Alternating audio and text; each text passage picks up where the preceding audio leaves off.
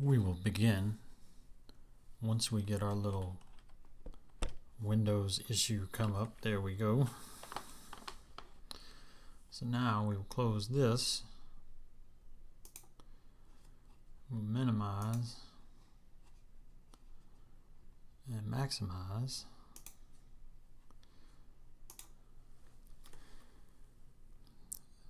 This video will cover the basics of margins.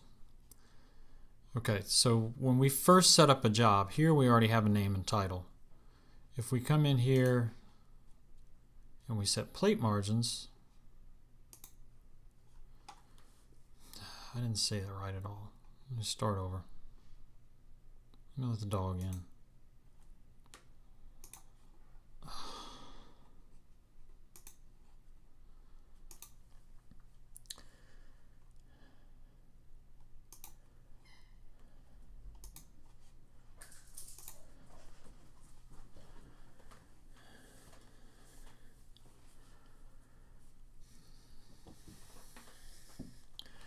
In this video, we'll cover the basics of margins.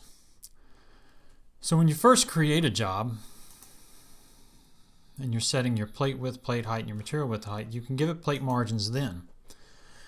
Or in this case, we're going to do it after we've already added some objects, but we're going to do an 1/8 inch margin for each side. We'll say okay. Okay. Now in here, we select our two objects. Since we created these before we set the margins, they have the original margins of the plate, which is left 0, right 3. But if we give it the plate margins, now it has the same margins that we assigned to the plate. We say okay. And now at this point, if we do a text merge, we'll see that even on a long one like diagnostic medical sonographer, it fits in our plate with our margins the way we want. So let's undo this. Let's look at another way to do this. Let's say we wanted this information to be offset in our plate, and we want to have margins that just fit in this general area on the right side of the plate. The easiest way to do that would be to grab a box if we had a box tool, but we don't yet, so we have to go deselect everything, File, Import a box. That's in the Basic Shapes graphics. So we import that. We're going to size the box. We'll say the height of 0.55. The width, we'll make it 2. Okay.